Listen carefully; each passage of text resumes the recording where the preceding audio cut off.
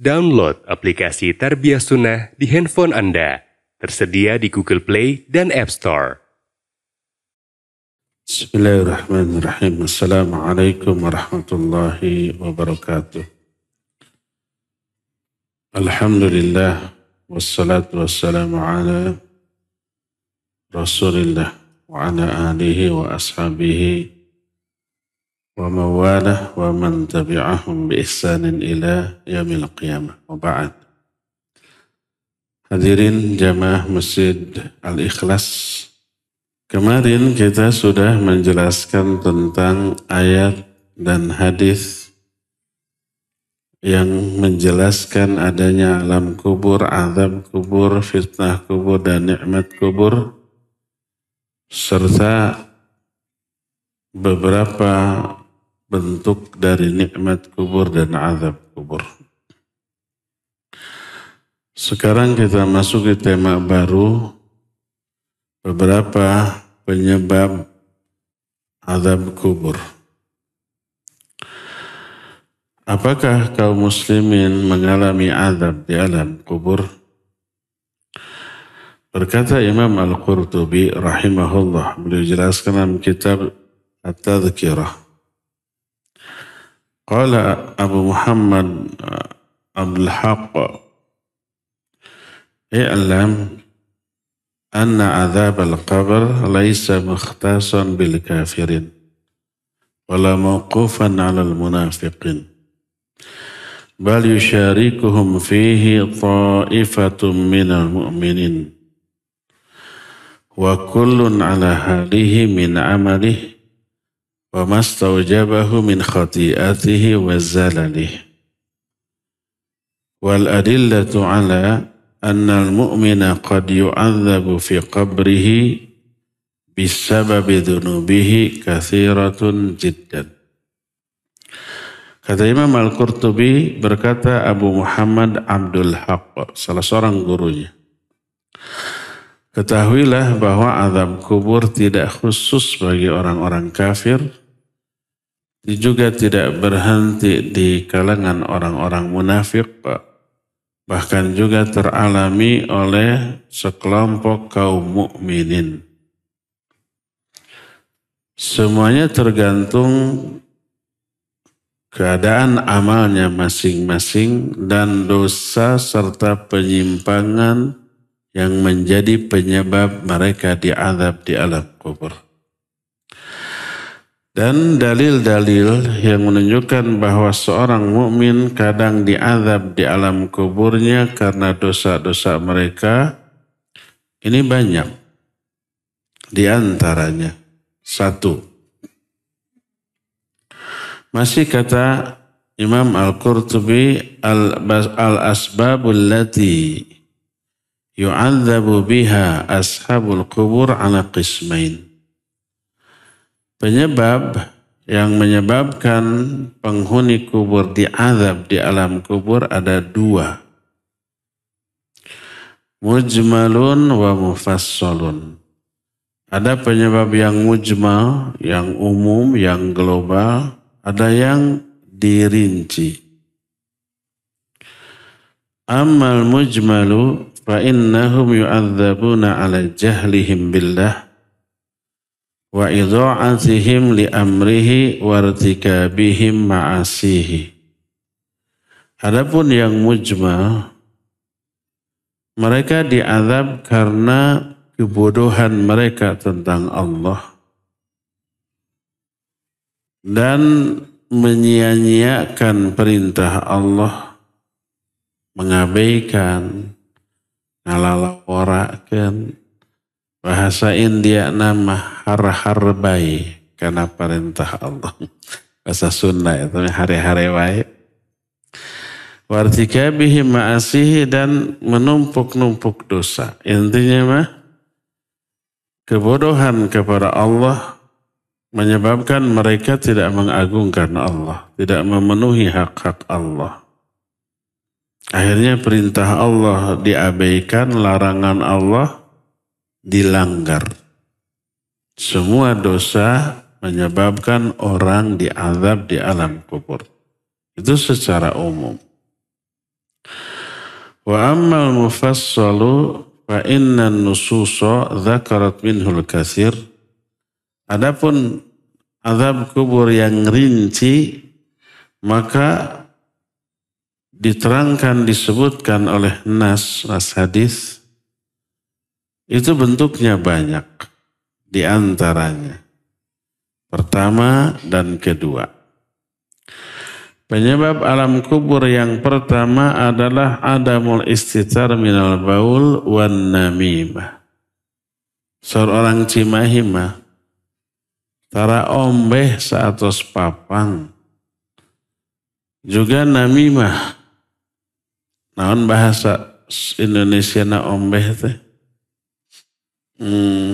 Cebok mau badagnya. Tos papang naon? Tara bebersih. Cukup digibrik-gibrik. Atau kadang kena ke pakaian, kena ke kaki, ke anggota badan dan tidak dicuci. Dan yang kedua namimah, ngadu domba. Kalau ngadu domba, ngadu jalmi. Dan ini diterangkan dalam beberapa hadis. Di antaranya hadis sahih Bukhari dan Muslim dalam dua kitab sahihnya. Dari Ibnu Abbas radhiyallahu anhuma. Kata Ibnu Abbas, marran Nabiyyu alaihi salatu wasallam ala qabrain. Faqala innahuma la yu'adzaban wa ma yu'adzabani fi kabirin thumma qala bala. Amma ahaduhuma fakana yas'a bin namimah wa ammal akhar fakana la yastatiru min baulihi. Thumma qala thumma akhadha mudan rataban fakassarahu bithnatain. Thumma ghazzara kulla wahid minhuma ala qabri. Thumma qala an lahu yukhaffafu anhuma. Nabi alaihi salatu wasallam melewati dua kuburan. Lalu beliau menyatakan, kedua penghuni kubur ini sedang diazab. Dari mana beliau tahu? Beliau mendengar jeritan azab kubur. Kedua-duanya tidak diazab karena dosa yang mereka anggap besar. Padahal ya dua-duanya dosa besar. Tapi dianggap enteng. Dianggap dosa kecil, dianggap kesalahan kecil. Padahal ini besar. Adapun yang pertama, mereka tukang adu domba. Menjadikan dua orang yang tadinya bersahabat jadi bermusuhan. Yang tadinya akrab jadi renggang. Yang tadinya bersaudara jadi saling membenci. Itu ngadu-ngadu domba. Dan yang kedua, tara ombeh saatos papang. Tadi ngan saukur di kumaha, digibrik-gibrik. Itu khusus lalakinya, ari istri memuat biasa digibrik-gibrik. Kemudian beliau ngambil sebatang udan, sebatang rokrak. Naon rokrak teh? Sebatang ranting. Dipotong jadi dua, lalu satu ditancapkan ke satu kuburan, satu lagi di yang satu lagi, lalu beliau menyatakan, semoga ini bisa memperingan azab kedua-duanya selama masih basah. Ini kekhususan bagi Nabi SAW. Buktinya apa? Nggak ada sahabat setelah beliau wafat yang melakukan ini. Khususannya khusus bagi Nabi SAW. Kalau ini umum berlaku, ini saya para sahabat nancep-nancep eta ke kuburan saudara-saudara nanya. Tapi enggak. Ini menunjukkan kekhususan. Kedua khusus rokrak masih basah. Ini tidak bisa dijadikan dalil menabur bunga ke kuburan. Atau ngabanjurkan cai kendi. Kuhujan oke, ngegebret gitunya, diazab mah anggar we diazab. Kamu kucai kendi ngan ukur saparalak gitu. Itu kekhususan bagi Nabi SAW.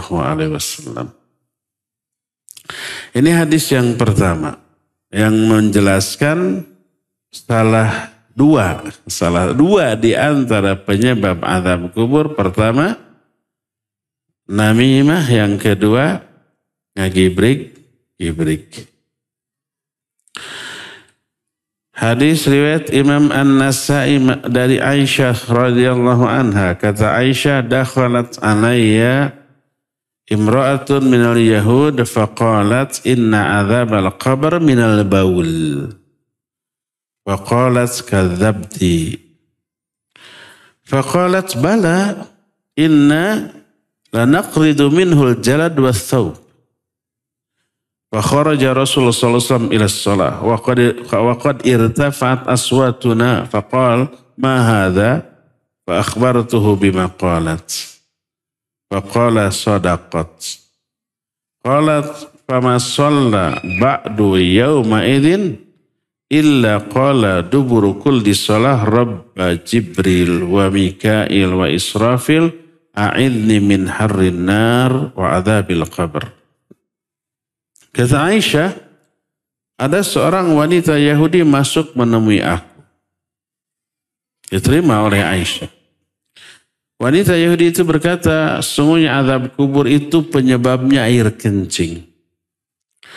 Kata Aisyah, bohong kamu. Kata wanita itu, benar.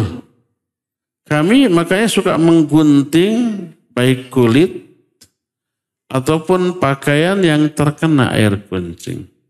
Maksudnya kulit yang dijadikan kantong, bukan kulit sendiri. Dijadikan kantong gitu. Karena air kencing digunting tuh, bukan dicuci. Keluarlah Rasulullah SAW untuk sholat dan suara kami meninggi, patorong-torong antara Aisyah dengan wanita Yahudi tersebut. Oleh Nabi SAW ditanya, ada apa ini? Kata Aisyah, aku memberitahukan kepada Nabi SAW tentang perkataan wanita Yahudi tadi. Apa perkataan wanita Yahudi teh? Bahwa penyebab azab kubur adalah kencing. Air kencing yang tidak dibasuh atau yang kena, bukan penyebab azab kubur kencing akhirnya ditahan, bukan. Nggak bisa ditahan, nggak boleh ditahan jadi penyakit. Apa kata Nabi SAW? Benarlah dia. Jadi membenarkan ucapan wanita Yahudi. Beliau adil, objektif. Tidak membela istrinya, mentang-mentang istrinya dibela walaupun salah, tidak. Benar dia. Siapa yang salah? Aisyah. Kata Aisyah radhiyallahu anha, tidaklah Nabi SAW setelah itu menunaikan sholat, kecuali di akhir sholat beliau berdoa, Rabba Jibril wa Mikail wa Israfil, a'idni min harrin nar wa adzabil qabr. Ya Allah, Rabb Jibril, Rabb Mikail dan Israfil, lindungi saya, selamatkan saya dari panasnya api neraka dan azab kubur. Boleh ini dihafalkan. Riwayat Imam An-Nasa'i. Kapan dibaca? Ulama ikhtilaf. Karena memahami perbedaan dalam makna dubur. Sebab di sini disebutkan illa qala dubura kulli sholah. Beliau membaca doa ini di dubur setiap sholat. Dubur itu di belakang. Tapi ulama ikhtilaf apakah masih di dalam sholat tapi di akhir. Artinya pada waktu tahiyat akhir sebelum salam. Masih bagian dari sholat. Atau setelah salam. Maka ulama ikhtilaf. Umumnya ulama semacam Syekhul Islam Ibn Taimiyah rahimahullah. Termasuk Imam Ibnu Hajar al-Asqalani, ulama Syafi'iyah. Makna dubur bagian dari perbuatan tersebut. Sama dengan kita punya dubur, bagian dari diri kita. Terus mereka memilih dan memilah. Kalau itu isinya doa, sebaiknya dibaca di dalam sholat. Tapi kalau ini berisi zikir, maka sebaiknya dibaca setelah salam. Seperti perkataan Nabi SAW kepada Mu'adz bin Jabal, "Ya Mu'adz, inni uhibbuka, fala tada'anna dubura kulli sholah, antaqula Allahumma a'inni ala zikrika wa syukrika wa husni ibadatika." Wahai Mu'adz, aku cinta kepadamu karena Allah. Maka jangan sekali-kali kamu tinggalkan doa di dubur setiap sholat. Allahumma a'inni ala zikrika wa syukrika wa husni ibadatika. Ini adalah doa. Maka sebaiknya dibaca sebelum salam. Ketika tahiyat. Demikian juga ini Rabba Jibril wa Mikail wa Israfil a'idni min harin nar wa adzabil qabr. Karena ini doa sebaiknya dibaca di dalam sholat. Karena sholat momen ketika manusia lebih dekat dengan Allah. Walaupun berdiri tapi di dalam sholat hubungannya dengan Allah lebih dekat dibanding sujud tapi di luar sholat. Tapi di antara semua gerakan sholat, momen paling dekat seseorang dengan Allah adalah ketika sujud. Fa'aksiru fihi doa. Maka perbanyak doa di dalam sujud. Nah jadi intinya lebih rajih, lebih kuat baca sebelum salam. Termasuk ini. Allahumma Rabba Jibril wa Mikail wa Israfil a'idni min harrin nar wa adzabil qabr. Ya. Hadis ini sahih riwayat Imam An-Nasai dalam kitab Sunannya, diterima dari Aisyah radhiyallahu anha. Berkata Imam Al-Qurtubi ketika menjelaskan hadis-hadis yang barusan. Kata beliau, wa hadzal hadis asyara ilaihi wa hadzal ladzi asyara ilaihi al-hadis min anna Bani Israel kanu yaqriduna minal baul al-jilad was-saub wa huwa minad dinil ladzi syara'ahu Allahu lahum. Walidzalik lamma nahahum an fi'li dzalika ahaduhum udhiba fi qabrihi bisababin nahyihi. Apa yang hal ini diisyaratkan oleh sebuah hadis bahwa Bani Israel dulu mereka suka menggunting baik kulit ataupun pakaian yang terkena air kencing, dan ini bagian dari syariat Allah kepada mereka zaman baheula. Di zaman Nabi Musa aturan syariatnya begitu, harus digunting. Tapi di zaman syariat Nabi kita Muhammad SAW sudah mansukh, dihapus, diganti dengan cukup dicuci. Tapi zaman baheula harus digunting. Oleh karena itu ketika ada salah seorang di kalangan Bani Israel melarang hal itu, orang ini diazab di alam kuburnya karena larangan tersebut. Sebagaimana diisyaratkan dalam hadis yang diterima dari Abdurrahman ibnu Hasanah. Hasanah kalau di kita nama siapa? Nama perempuan. Kalau di Arab, Hasanah itu laki-laki. Hani di kita perempuan, di sana mah laki-laki. Ada qori namanya Hani Ar-Rifai. Bacaannya enak gitu. Coba di Google, Hani Ar-Rifai. Di kita Hani perempuannya. Anak Hani perempuan. Hasanah perempuan. Di sana mah Hasanah teh laki-laki. Abdurrahman ibnu Hasanah, seorang sahabat. Dia berkata bahwa Nabi SAW bersabda, alam ta'lamu ma laqiya sahibu Bani Israel idza asabahumul baul qata'u ma asabahul baul minhum fanahahum an dzalik fa udziba fi qabrihi. Tidakkah kalian ketahui apa yang dialami oleh seorang Bani Israel? Dulu Bani Israel itu mereka bila ada Pakaian yang terkena air kencing mereka suka memotong pakaian itu. Lalu ada orang yang melarang, lalu diazablah orang yang melarang itu di alam kuburnya. Dan Nabi SAW telah mengabarkan umumnya azab kubur karena air kencing. Sebagaimana hadis riwayat Anas radhiyallahu an, Nabi SAW bersabda, "Tanazzahu minal baul, fa inna amatal qabri minhu." Kata beliau, bersucilah kalian dari kencing, karena umumnya azab kubur dari hal itu.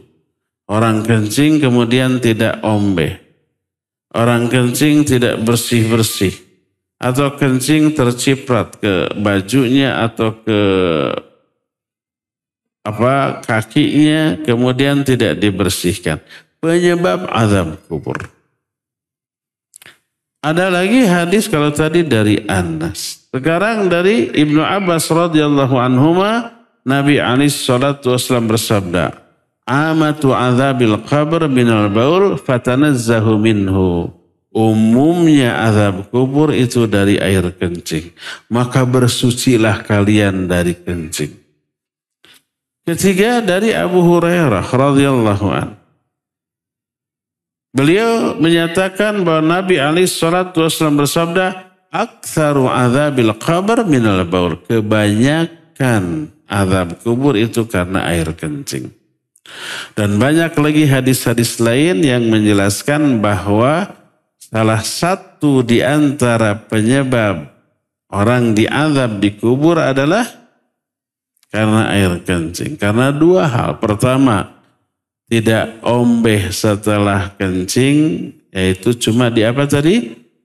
Digibrik-gibrik atau diulas-oles. Yang kedua karena apa tadi? Namimah, ngadu domba ya.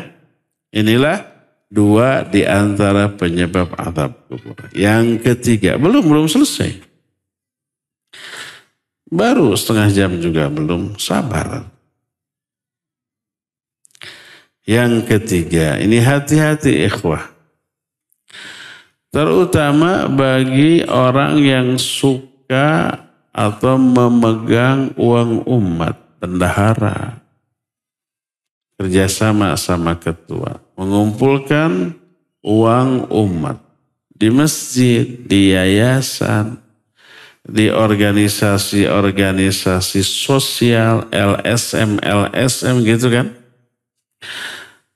Termasuk di mana? Termasuk di pemerintahan, level RT, RW, desa, camat. Ada uang negara atau uang umat? Ada. Kemudian level wali kota, bupati, gubernur, kementerian atau tertinggi apa?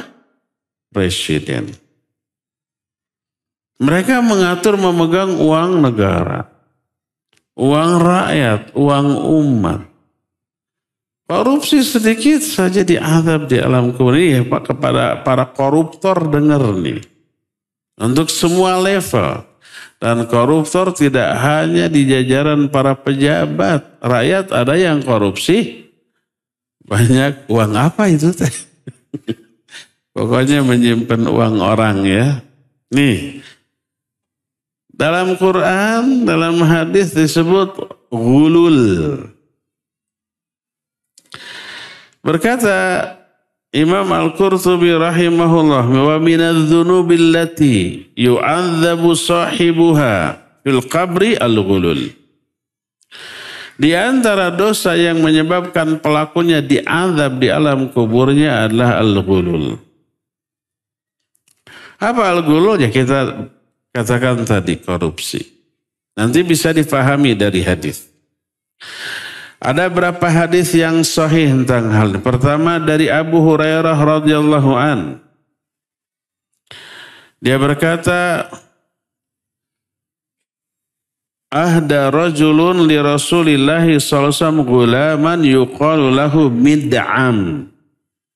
Fa bainama mid'am yahuttu rahalan li Rasulillah sallallahu alaihi wasallam id asabahu sahmun a'ir faqatalah faqala an-nas hani'an lahul jannah faqala Rasul sallallahu alaihi wasallam kalla walladhi nafsi biyadihi inna ash-shamlata allati akhadhaha yawma Khaybar minal maghanim allati lam tusibha al-maqasim latasta'illa alaihi nara falamma sami'a an-nasu falamma sami'a dhalika an-nas ja'a rajulun bisyirakin aw syirakaini ila an-nabi sallallahu alaihi wasallam faqala syirakum minan nar aw syirakaini minan nar muttafaqun alaih.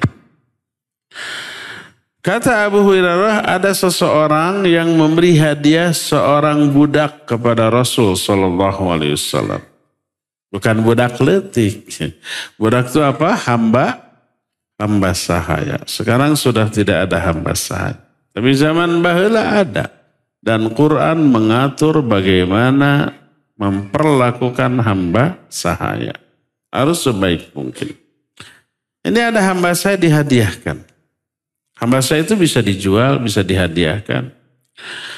Orang ini namanya Mid'am, kadek. Kalau kita punya anak, jangan dikasih nama Mid'am. Bukan karena kehamba sahayaannya, bukan.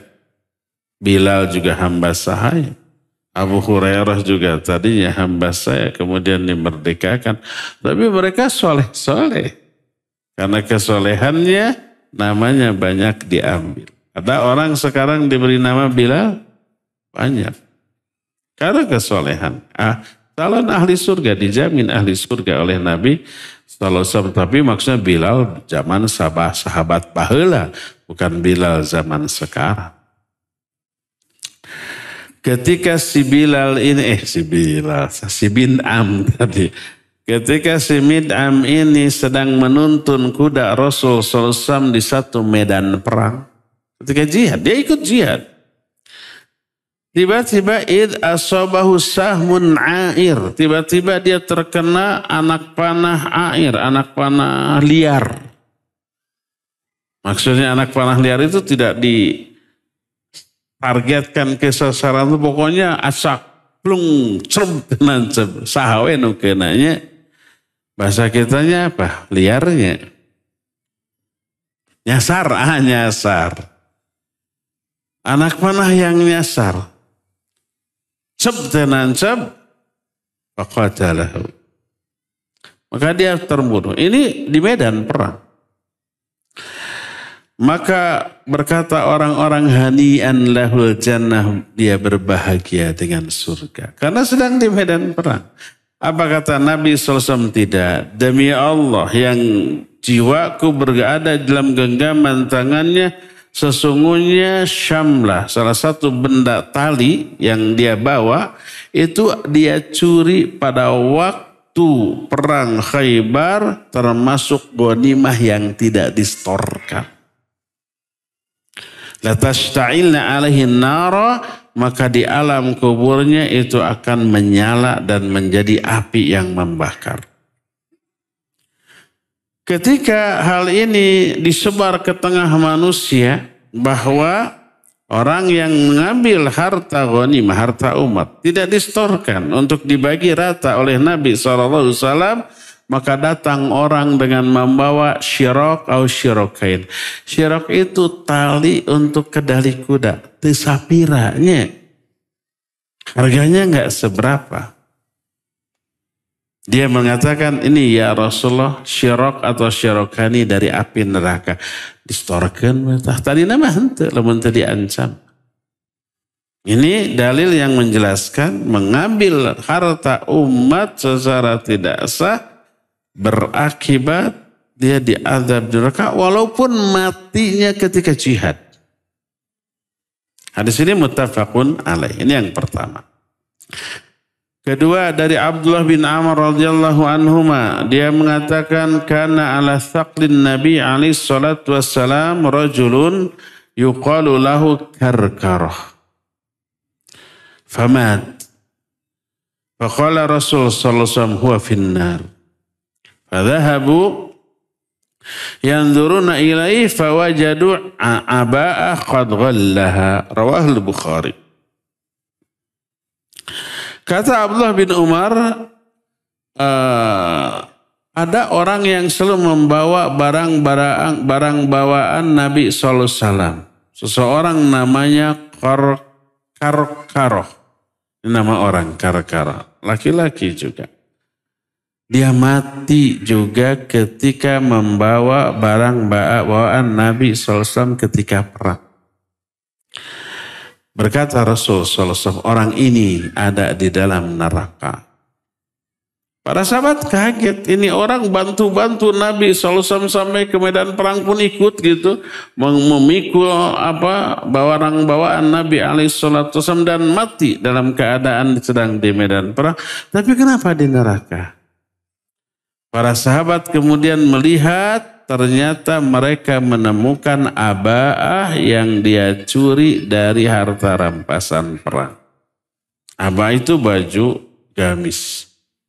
Hadis ini sahih diriwayatkan oleh Imam Bukhari dalam kitab Sahih Bukhari hadisnya nomor 3074.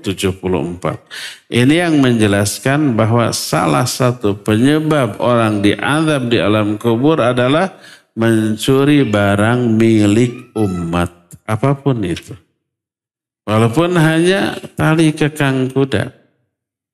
Bayangkan kalau yang dicuri triliunan, 270 sekian triliun. Itu mah gak mungkin sendiri itu.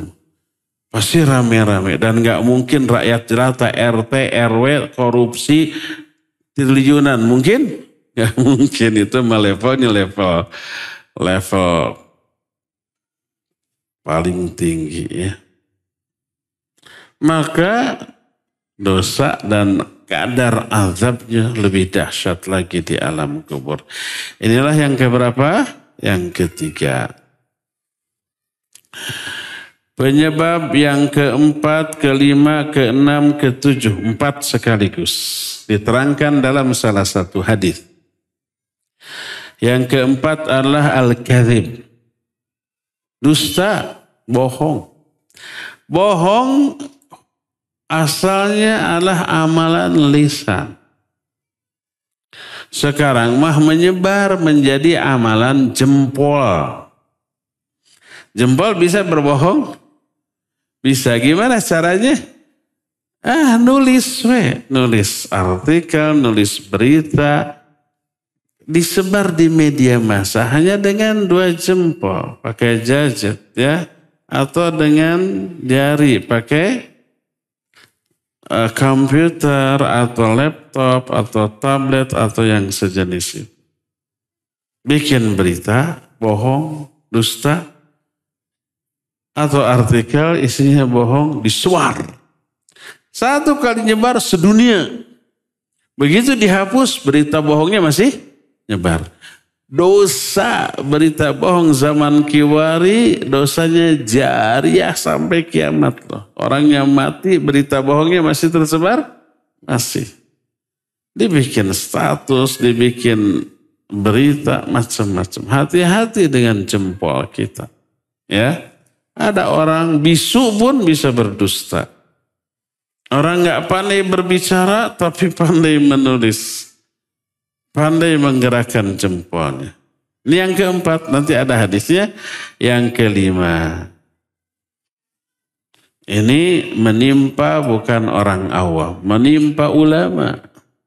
Ustaz, da'i, talibul ilm, santri, ikhwan, ahwat yang rajin ngaji, rajin menghafalkan Quran. Bahkan yang hafal 30 Quran. Kelima ini hajrul Quran.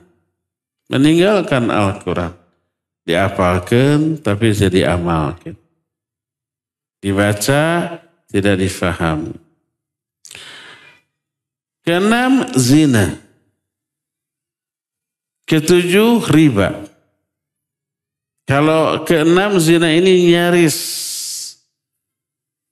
kita tidak akan tergoda oleh perzinahan, oleh mabuk, oleh judi, mualnya meren. Tapi riba mungkin. Dusta mungkin. Aya rajin ngaji tapi osok ngabohong. Aya atau tidak? Aya atau seueur? Seueur atau sadayana? Terus nyosok jeronya. Berdusta, mengabaikan Quran, berzina, riba. Riba gratis. Mengabaikan Quran gratis. Berdusta gratis. Kalau zina mah mahal gitu. Makanya jarang orang yang melakukannya karena mahalnya. Jarang teh maksudnya karena ketidakmampuan. Tapi yang mampu mau, bukan jarang, banyak. Konon dengar-dengar sekali berzina itu 80 juta yang pernah tersebar. Eta teh sebelum Covid berita natanya. Ayeuna mah meureun karena 100. Gak sembarang orang bisa gitu ya. Keempat, azab kubur bagi 4 pelaku dosa tadi diterangkan dalam salah satu hadis yang membuat kita ngabiri gidik. Ngabiri gidik itu naon ya? Gitu tuh. Merinding. Yang bikin kita merinding. Suatu saat, ini karena hadisnya panjang, hadisnya terdapat dalam kitab Sahih Bukhari dari Samurah bin Jundub radhiyallahu an. Dia berkata, saya hanya terjemahkan saja. Nggak akan saya baca aslinya. Kana Nabi sallallahu alaihi wasallam idza shalla salatan aqbala alaina biwajhihi faqala man ra'a minkumul lailata ru'ya qal fa in ra'a ahadun qassaha fa yaqulu masya Allah. Engkau langsung terjemahkan tapi dibaca. Dah lebar tuh. Nabi SAW apabila beliau melakukan sholat, selesai sholat, beliau suka menghadapkan wajahnya ke manusia. Jadi imam sunnahnya setelah saya salam teh, ulah hari-hari tetap mau menghadap ke kiblat. Hadapkan wajahnya ke manusia, lalu wirid. Itu sunnahnya. Setelah istighfar 3 kali, lalu berkata, Allahumma antas salam minka salam tabarak tayyadal jalal ikram, hadapkan wajahnya ke makmum atau ke sebelah kanan. Dua-duanya ada sahih. Lalu beliau berkata, siapa di antara kalian yang tadi malam mimpi? Kalau ada, kisahkan, ceritakan. Itu selalu begitu tuh. Fasa'alana yauman. Suatu hari beliau bertanya lagi kepada kami. Seusai sholat. Hal ra'a ahadu minkumur ru'ya. Ada enggak salah seorang di antara kalian yang tadi malam bermimpi? Qulna la. Kami menjawab tidak ada. Kata beliau, lakinni ra'aitul lailata rajulaini atayani. Fa'akhadha biyadayya fa'akhrajani ilal ardil muqaddasa. Tapi aku tadi malam mimpi loh. Mimpi beliau wahyu.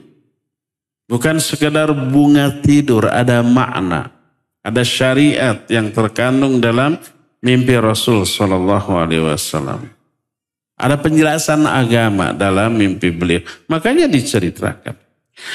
Tadi malam aku didatangi oleh 2 laki-laki. Nanti diketahui di akhir hadis ini 2 laki-laki ini Jibril dan Mikail. Dibocorkan dari awal ya. Itu seru atau yang seru itu isinya, bukan siapa yang datang. Lalu kedua-duanya memegang lenganku dan mengeluarkan aku, membawa aku ke sebuah tempat yang suci. Fa'idha rajulun jalisun wa rajulun qa'imun biyadihi kalubun min hadid yudkhiluhu fi syaqqihi hatta yablugha qafa thumma yaf'alu bi syadqihi al-akhar mithla dhalik wa yalta'imu shidquhu hadha faya'udu fayadha'u mithlahu. Di tempat itu ada satu orang laki-laki yang sedang duduk. Di sampingnya ada laki-laki yang berdiri. Yang berdiri ini memegang sebuah tongkat besi yang runcing. Tiba-tiba tongkat besi yang runcing itu ditusukkan ke rahang orang yang duduk. Tembus sampai tengkuk. Terus dia torojol, nolol tina tengkuk. Kebayang nggak sakitnya? Sakitkah? Pisan. Jangankan ditusuk begitu, kita kabereyan ku cucuk pedak. Menderitanya na'udzubillah ya. Ini dari rahang tembus ke tengkuk. Kemudian dilakukan lagi di yang kiri. Terus dua-duanya tuh. Dicabut lagi. Utuh lagi seperti sedia kala. Terus ditusuk lagi. Cabut lagi. Utuh lagi. Gitu dan gitu seterusnya. Ketika ditusuknya sakit, dicabutnya juga sakit. Terus begitu. Ngeri Nabi SAW melihatnya. Sampai beliau berkata, "Mahadha, ada apa ini? Siapa ini?" Kata kedua orang tadi, "Intolib." Kita pergi lagi. Fantolaqna hatta ataina ala rajulin mudtaji'in ala qafah.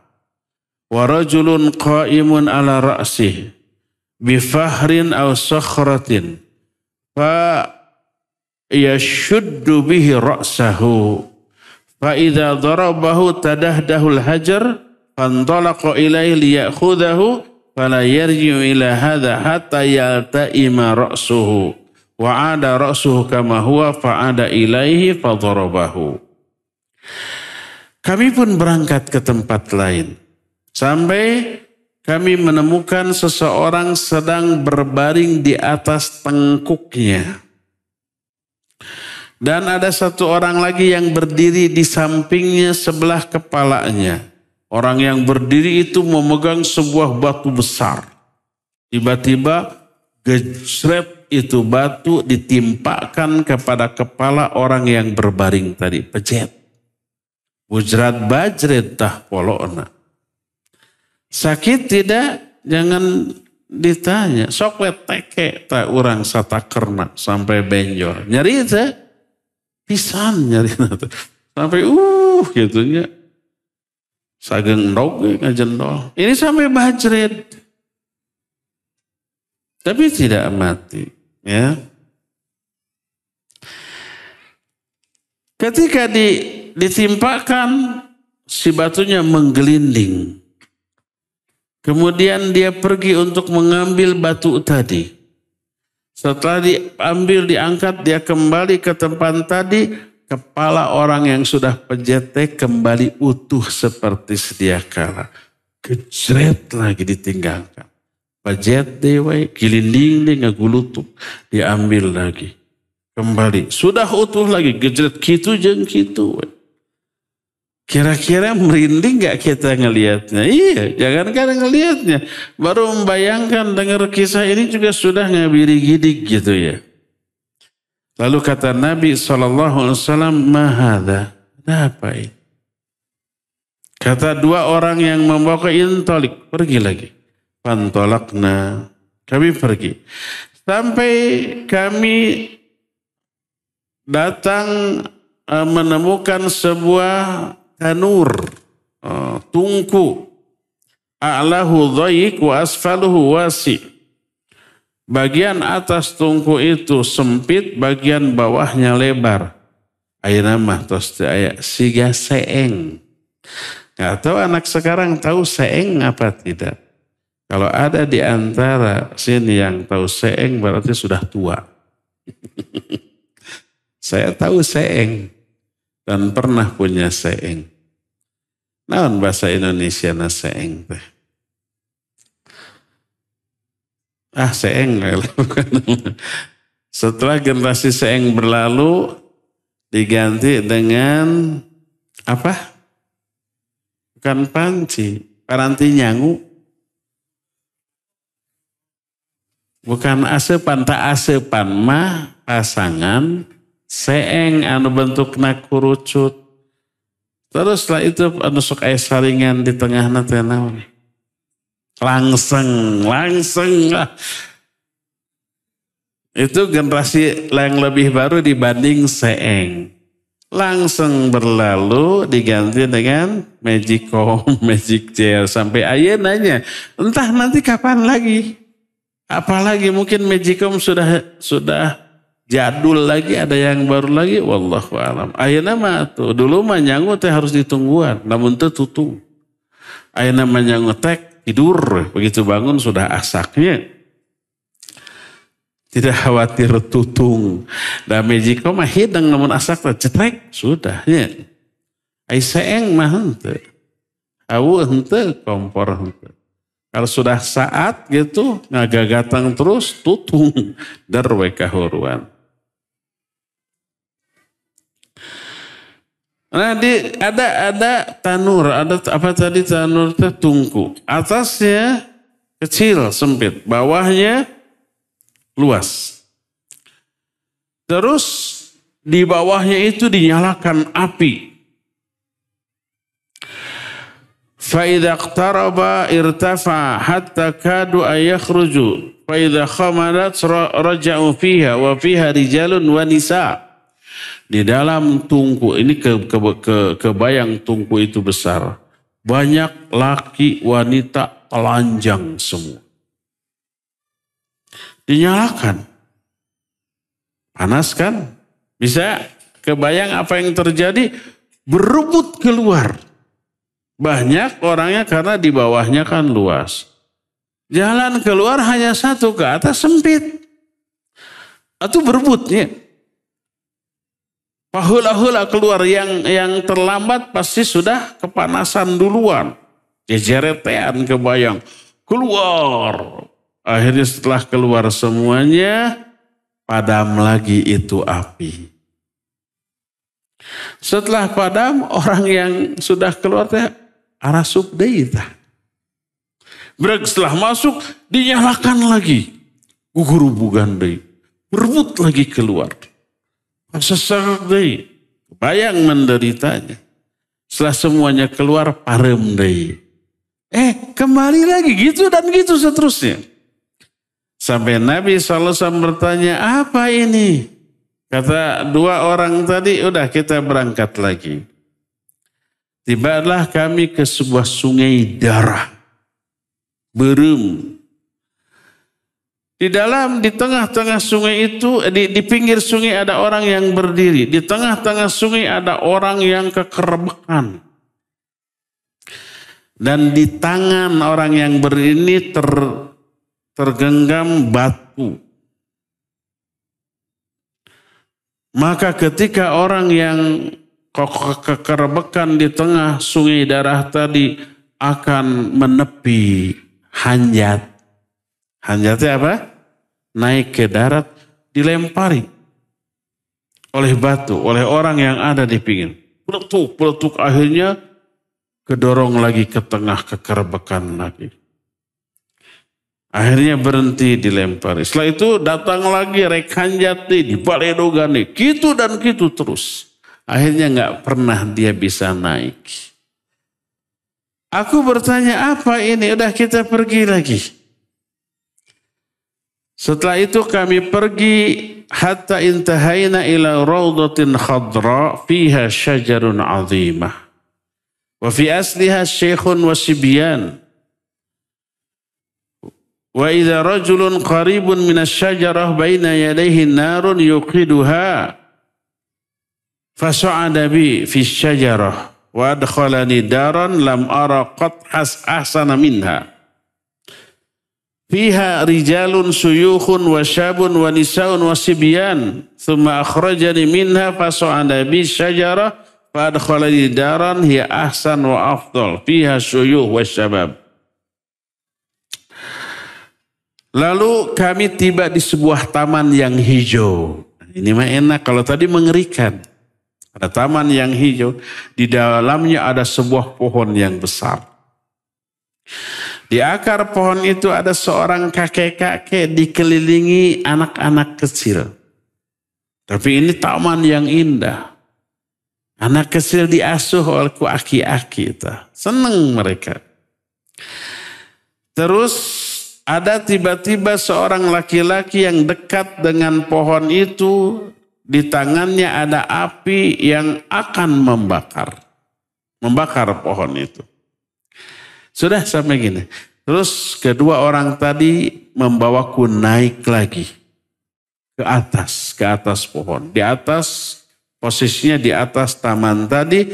Dan aku dimasukkan ke sebuah negeri yang aku belum pernah lihat. Negeri seindah itu, sebagus itu. Di negeri itu ada laki-laki yang dewasa, pemuda, wanita, dan anak-anak. Ini tempat kedua yang juga lebih indah dari yang pertama. Aku dikeluarkan lagi terus naik lagi. Ada pohon lagi. Aku dimasukkan ke sana. Maka aku dapatin negeri yang jauh lebih baik, lebih indah daripada yang pertama tadi.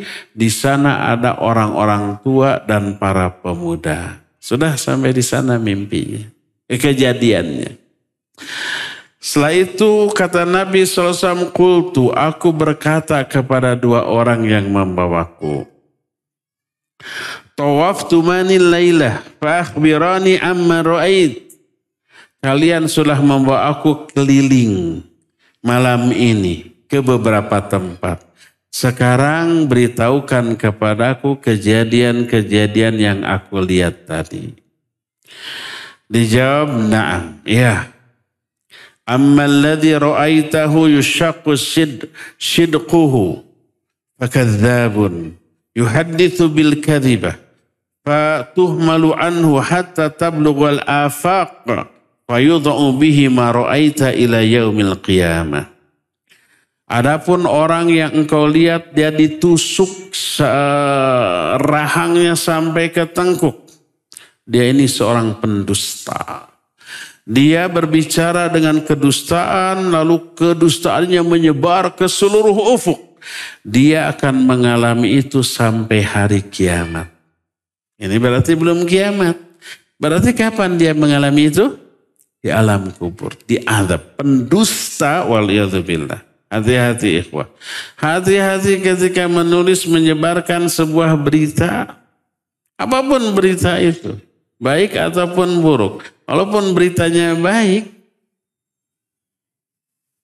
tapi merugikan objek yang diberitakan dalam berita itu, ternyata bohong, jangan. Seperti umpamanya ada orang diberitakan menikah. Baik apa buruk menikah? Baik. Dari mana ketahui bahwa nikah itu baik? Semua orang ingin. Yang sudah pun ingin lagi. Betul gitu? Betul ya? Ada yang ingin lagi di sini? Ada. Ada apa banyak? Banyak apa semua? Itu istri-istrinya dengar loh di sana. Pulang berantem. Bapak tadi ngomong nggak? Tapi kalau itu diberitakan padahal tidak benar ya. Bapak-bapak diberitakan nikah lagi. Nikah itu bagus. Tapi disebarkan dan itu bohong. Bahaya ya. Istrinya bisa ngamuk. Anak-anaknya juga bisa demo gitu ya. Maka itu sama dengan kedustaan. Bikin hoax lewat media sosial ya. Itu yang pertama, akan diazab di alam kuburnya dengan cara seperti itu terus sampai hari kiamat. Ini yang menjadi dalil salah satu penyebab orang diazab di alam kubur adalah berdusta bohong. Itu pertama. Kedua, walladzi ra'aitahu yusdakhu ra'suhu farajulun 'allamahu Allahul Qur'an fanama anhu bil-lail wa lam ya'mal fihi bin-nahar yuf'alu bihi ila yaumil qiyam. Ini kena kita semua. Adapun orang yang ditimpa kepalanya oleh batu sampai apa tadi? Penyet. Siga ayam penyet. Dia adalah seseorang yang diberi ilmu Al-Quran oleh Allah. Tapi malam hari dia tidur dan tidak mengamalkannya pada siang hari. Tidak dibaca, tidak diamalkan. Dia akan mengalami itu sampai hari kiamat. Berarti itu dialami di mana? Di alam kubur. Kita wajib menuntut ilmu, memahami Al-Quran. Setelah memahami, wajib dia apa? Diamalkan. Karena ilmu bukan tujuan. Tapi ilmu itu wasilah. Tujuan utamanya amal. Berkata Imam Sufyan Ats-Tsauri rahimahullah, innama yuta'allamul ilmu liyuttaqallahu bihi. Hanyalah ilmu itu dipelajari untuk menjadi alat bertakwa kepada Allah. Bukan tujuan. Tapi alat. Tujuannya apa? Amal. Mengamalkan isi dari ilmu. Kalau begitu nggak perlu belajar, langsung aja beramal. Kalau nggak tahu ilmunya gimana bisa beramal? Ya nggak. Kalau tahu beramal tanpa ilmu salah, keliru, ngaco. No penting mas sholat. Kumata tacara, no penting mah ruku sujud. Nggak bisa, harus berilmu tentang tata cara sholat. Kalau nggak, nanti salah, menambah, mengurangi, merubah, ditolak oleh Allah Azza wa Jalla. Ya. Ada kan seseorang sahabat sholat di pelongko Nabi SAW. Setelah beres sholat nyamperkan assalamualaikum. Dijawab kata Nabi SAW, irji fasolli fa innaka lam tusolli. Kamu balik lagi sholat lagi karena kamu belum sholat. Sholat lagi. Lebih baik dari tadi. Datang lagi. Kata Nabi SAW kembali lagi. Sholat lagi karena kamu belum sholat. 3 kali. Disuruh. Lalu orang tadi menyatakan, itu sholat saya terbaik ya Rasulullah. Terbaiknya aja salah. Fa'alimni, ajari aku. Lalu diajari. Begini. Jadi orang yang salah sholatnya karena kebodohan, dianggap oleh Nabi SAW belum sholat. Irji, fasolli fa'innaka lam tusolli. Pernah beberapa sahabat, pernah Hudzaifah Al-Yamani, pernah Ibnu Mas'ud melihat ada seorang sholat. Diperhatikan. Lalu ditanya, sejak kapan kamu sholat seperti ini? Sudah 60 tahun yang lalu.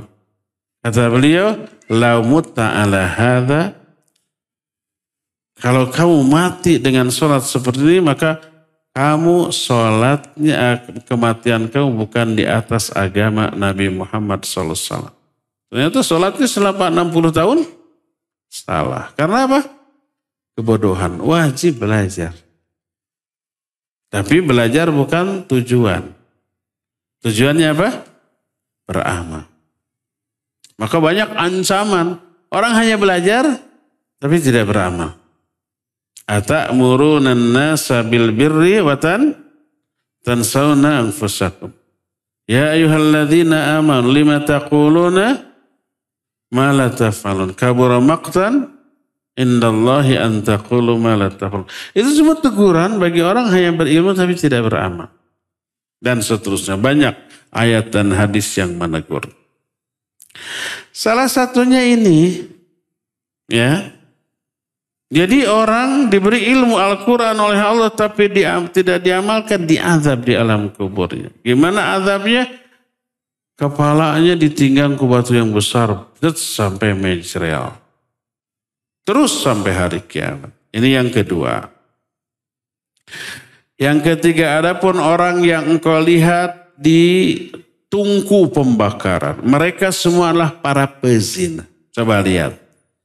Setelah berbuat, mereka menyesal, tapi kembali lagi, tobat sambal. Setelah berbuat, nama keki artinya. Seminggu, 2 minggu, terojol. Kesana lagi. Punya yang halal dibiarkan, yang haram diburu. Yang halal gratis, yang haram bayar sabarah tadi? 80 juta. Tapi dikeraya, nikreh tur ngeraya. Nanti akan diadab di alam kubur sebelum di neraka. Adapun orang yang engkau lihat kekerbekan di sungai darah, mereka adalah pemakan riba. Adapun orang tua yang berada di akar pohon dikelilingi oleh anak-anak, dia adalah Ibrahim alaihissalatu wassalam.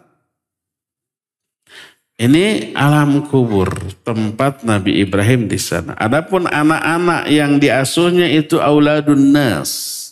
Disebut auladun nas, bukan auladul muslimin. Itu anak-anak manusia yang mati sebelum baligh.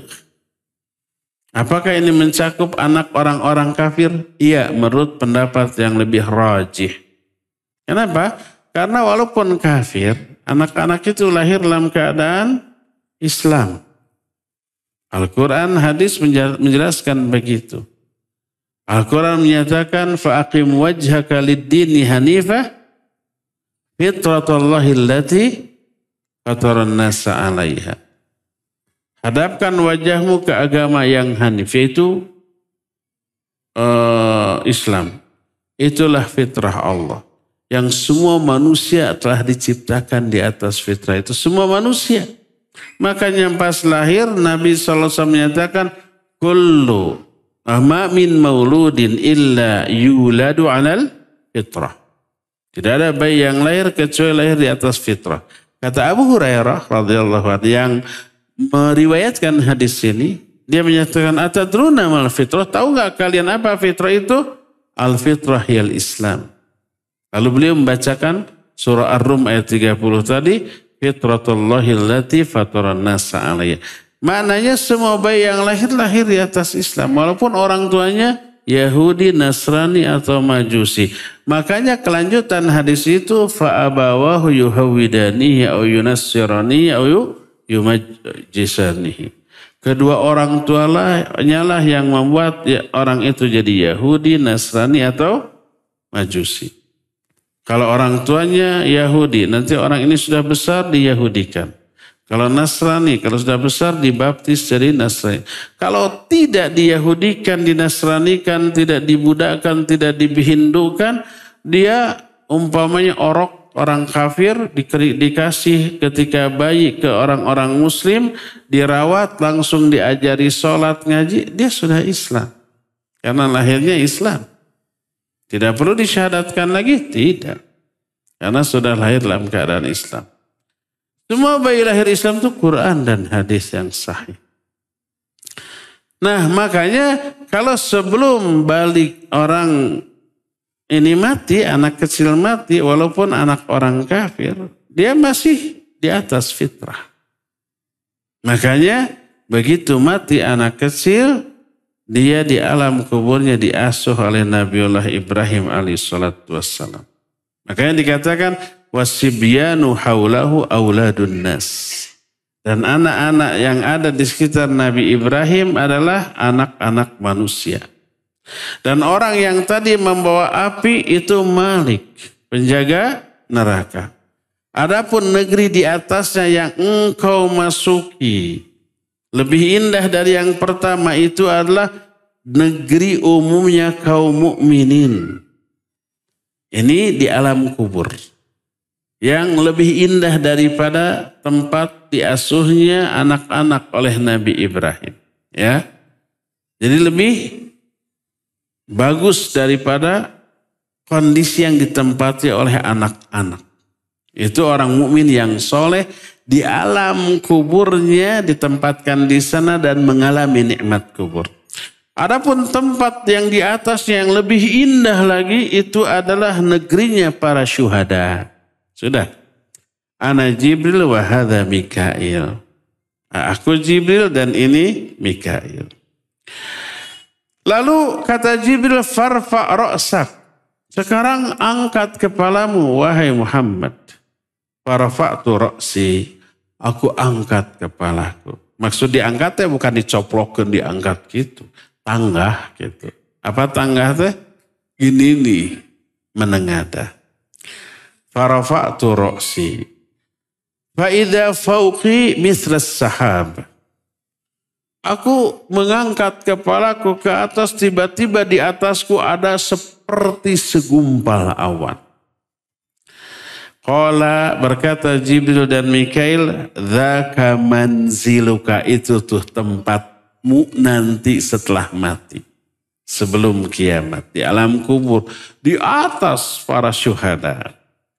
Qultu, aku berkata, da'ani adkhul manzili, biarkan aku masuk ke tempatku. Penasaran sehingga kumaha tah tempatnya teh. Pasti lebih indah dari tempat para syuhada. Qala, kata dua malaikat ini, innahu baqiyalaka umrum lam tastakmilhu. Engkau masih punya sisa umur yang belum kamu sempurnakan. Falau istakmalat ataita manzilaka. Kalau nanti kamu sudah sempurna umurmu, sudah mati, kamu baru bisa masuk sana. Tempat itu disebut dalam riwayat lain Ar-Rafiqul A'la. Ketika Nabi SAW mau mati ditawari, mau hidup panjang lagi atau mau mati tapi menempati Ar-Rafiqul A'la, beliau berkata Allahumma Ar-Rafiqul A'la.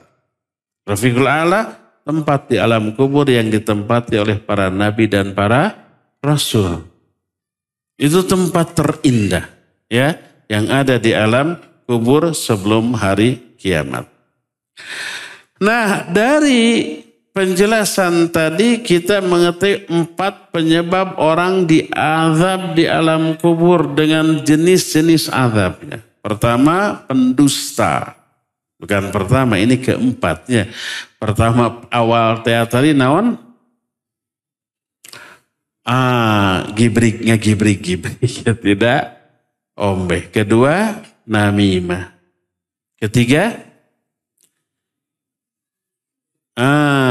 korupsi. Ya. Keempat, pendusta. Kelima, ngabaikan Al-Quran. Keenam, zina. Ketujuh, riba. Ya, ada nggak di antara 7 dosa ini yang kita amalkan? Siap-siap. Kalau tidak tobat, segera tobat dan berhenti. Hanya 7? Enggak, masih banyak loh. Ya, ke-8. Yang ke-8, ikhwan akhwat banyak, adik. Ya. Dan yang ke-8 ini rata-rata dilakukan oleh orang kaya. Yang miskin ada banyak juga. Tapi yang kaya lebih banyak. Hati-hati ya. Yang ke-8. Minggu depan. Apa? Sudah habis waktunya ya. Cukup sampai di sini dan kita masih punya sisa waktu untuk bertanya jawab. Wassallallahu ala nabiyina Muhammadin wa ala alihi wa ashabihi wasallam. Assalamualaikum, izin bertanya Ustaz. Waalaikumsalam. Apakah himpitan kubur itu sama dengan azab kubur? Beda. Kalau azab kubur khusus untuk orang durhaka. Kalau himpitan di azab di alam kubur teralami oleh seorang yang paling soleh sekalipun. Teralami oleh bayi yang mati ketika bayi. Hadisnya sudah kita bahas. Ya, lau naja ahadu min dhammatil qabr la naja Sa'ad bin Mu'adz. Kalau ada orang yang layak selamat dari himpitan di alam kubur, niscaya yang layak selamat itu Sa'ad bin Mu'adz. Seorang sahabat yang soleh, kematiannya membuat arsh berguncang. Membuat semua pintu langit dibuka. Dan dihantar oleh 70.000 malaikat. Tapi dia pun tidak luput dari himpitan di alam kubur. Ketika Nabi SAW menyolatkan seorang bayi yang meninggal. Beliau menyatakan, lau naja ahadu min dhamatil qabr la naja hadas sabi. Seandainya ada orang yang pantas selamat dari himpitan azab kubur, alam kubur, niscaya anak ini, bayi ini. Karena dia belum mengenal dosa. Tapi dia pun tidak selamat. Jadi itu bukan azab kubur. Ya. Siapakah orang yang berada di Al-A'raf yang disebutkan di surah Al-A'raf? Itu orang yang balance antara dosa dan pahala. Kan pahala dan dosa di ini ya, ditimbang. Fa amma man thaqulat mawazinuh fahuwa fi 'ishatir radiyah. Adapun orang yang berat amal baiknya, dosanya lebih ringan. Dia berada dalam kehidupan yang ridho, senang, bahagia.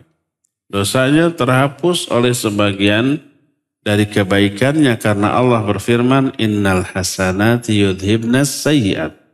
Pahala kebaikan bisa menghapus dosa. Wa amma man khaffat mawazinuh fa ummuhu hawiyah.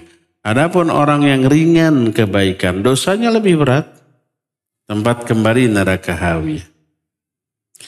Nah, adapun orang yang balance tadi, antara pahala dan dosa ini sama, seimbang. Akhirnya pahalanya dipakai menutupi dosanya. Terhapus semua dosa, habis semua pahala, nol saldonya. Inilah yang ada di Al-A'raf. Kalau melihat surga, tertawa tersenyum, ya Allah, masukkan aku ke golongan mereka. Kalau melihat neraka, ya Allah jangan engkau masukkan bersama mereka. Tapi pada akhirnya Al-A'raf ini pun masuk ke dalam surga karena rahmat Allah. Ya. Untuk anak-anak yang belum balik ketika meninggal, apakah mereka mengalami azab kubur? Kan cikeneh dijelaskan. Mungkin ini ditulis sebelum itu dijelaskannya. Mungkin. Itu salah nulis. Kan terburu-buru. Su'udhon sama rukna mual dijelaskan. Apakah bertemu dengan ibu yang sudah meninggal dan beliau memberi pesan permintaan, apakah itu hanya bunga tidur atau kebenaran? Iya.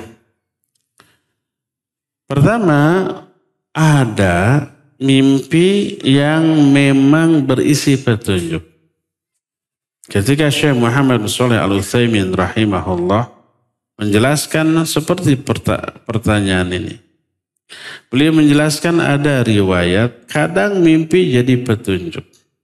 Sebagaimana seorang sahabat bermimpi sesuatu untuk melihat, menggali di sebuah tempat di belakang rumahnya, lalu diceritakan kepada Nabi SAW. Kata beliau, gali, ternyata betul.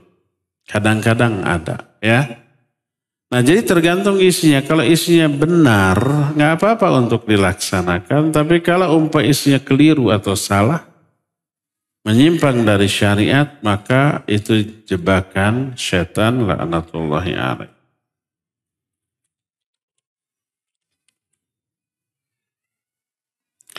Apakah jika orang tua kita yang sudah meninggal dan sering datang ke alam mimpi, apakah menandakan bahwa orang tua kita membutuhkan doa kita? Mau datang, mau tidak, itu butuh doa kita. Mau mimpi atau tidak, butuh doa kita. Doakan orang tua sesering mungkin. Kalau kita mendoakan sehari 5 kali, durhaka kita. Tidak sebanding dengan kebaikan orang tua selama hidup. Sesering mungkin tuh. Puluhan kali dalam sholat, terutama dalam sujud. Hafalkan doa sholat jenazah. Di takbir yang ketiga. Baca, niatkan untuk orang tua kita. Kalau yang sudah meninggal bapak, Allahumma gfir li abi. Warhamhu wa'afi wa'fu anhu wa akrim nuzulahu. Wasi' madkhalahu wagsilhu bil ma'i wa thalji dan seterusnya. Sampai akhir. Kalau yang sudah meninggal ibu kita, Allahumma gfir li walidati. Atau boleh li ummi. Allahumma gfir laha warhamha. Allahumma gfir li walidati warhamha wa'afiha wa'fu anna wa akrim nuzulaha. Ganti hu-nya dengan ha. Kalau yang sudah meninggal dua-duanya, Allahumma gfir li walidayya warhamhuma wa'afihima wa'fu anhuma. Ganti dengan huma. Ya. Dalam sujud, terutama wanita yang sholatnya sendirian dalam setiap sujud. Dalam sholat fardu ataupun sunnah. Ikhwan, kalau sholat fardu nggak bisa karena berjamaah. Dalam sholat sunnah, terutama tahajud. Jadi setiap rakaat, setiap sujud, kan satu rakaat sujud berapa kali? 2 kali. Kalau 2 rakaat sholat minimal 4 kali ngedoakan. 1 kali sholat 4 kali.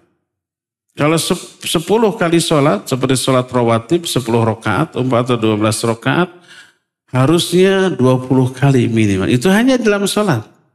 Belum di luar sholat. Habis sholat, doakan sesering mungkin.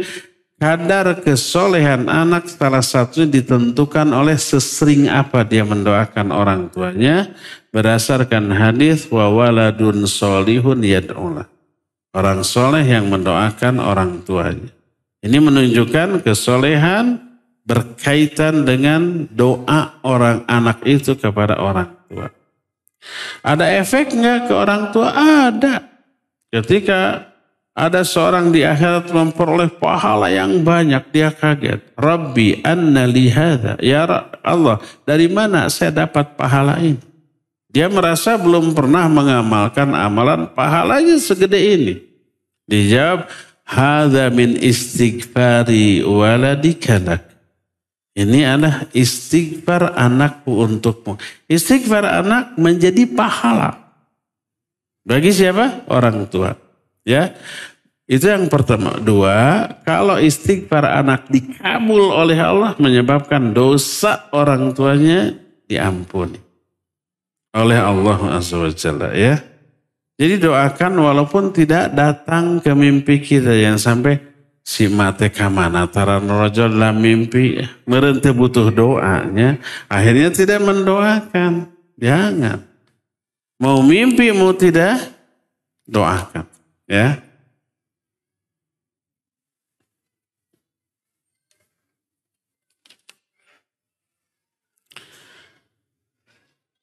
Afan bertanya di luar judul. Apa bentuk bakti anak perempuan kepada ayahnya? Apakah salah satunya bekerja? Bukan. Ke ayah atau ke ibu, pertama bakti seorang anak. Secara umum jadilah anak soleh, solihah. Laksanakan semua perintah Allah. Jauhi semua larangannya. Tutup aurat kita. Ya, doakan orang tua walaupun masih ada. Jangan nunggu belum mati. Tara didoakan. Doakan ampunan. Doakan rahmat. Doakan kesehatan. Ya, kesolehan anak tergantung kepada doa dia kepada orang tuanya. Ditentukan salah satunya oleh itu. Ya, itu yang pertama.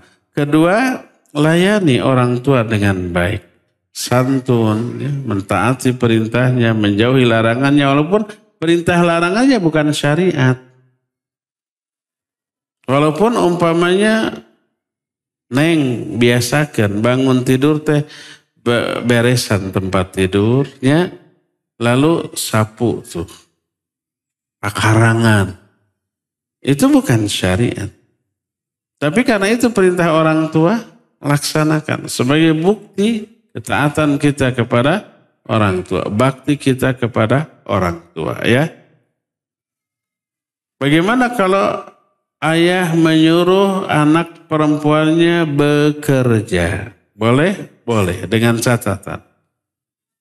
Pertama, bekerja yang layak untuk seorang perempuan. Jangan sampai jadi tukang listrik naik ke luhur. Kedua, menutup aurat. Ketiga, tidak ada khalwat dan ikhtilat dengan perempuan, dengan laki-laki.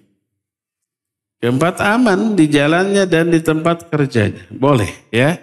Dan yang kelima, tidak mengabaikan kewajiban dia sebagai anak kepada orang tuanya, ya. Apa hukum chat sama lawan jenis? Hukum asal boleh, jangankan chat, ngobrol boleh. Nabi SAW suka ditanya oleh akhwat, suka menjawab enggak? Menjawab. Para istri Nabi suka ditanya oleh para sahabat, menjawab? Menjawab. Makanya فَإِذَا سَأَلْتُمُهُنَّ مَتَاعًا فَاسْأَلُهُنَّ مِنْ وَرَاءِ hijab. Kalau kalian mau bertanya kepada sesuatu kepada para istri Nabi, silakan tanya, tapi dari balik hijab.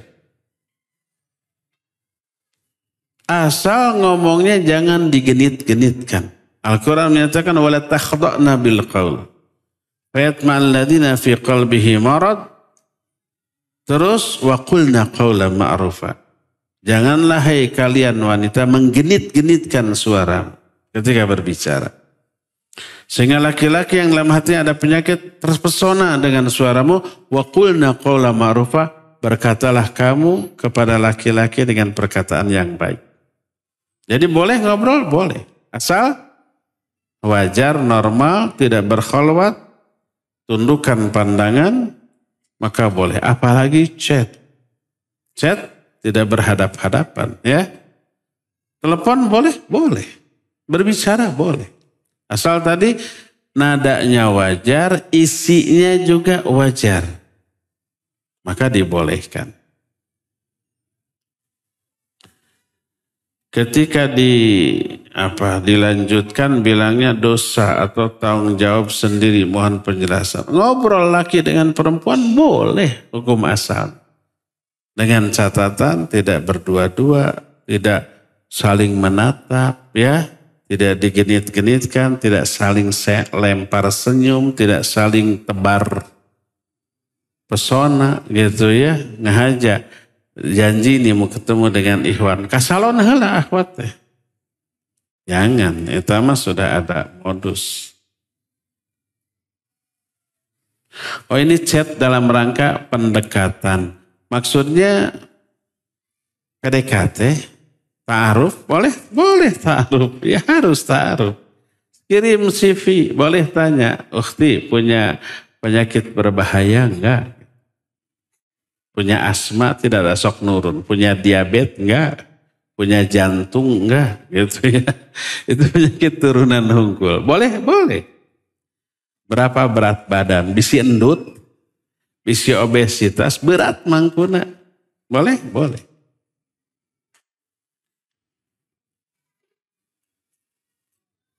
Sudah mau adzan maghrib, mohon maaf tidak semua pertanyaan terjawab karena terbatasnya waktu. Subhanakallahum bihamdik asyhadu an la ilaha illa anta astaghfiruka wa atubu ilaik walhamdulillahi rabbil alamin. Wassalamualaikum warahmatullahi wabarakatuh.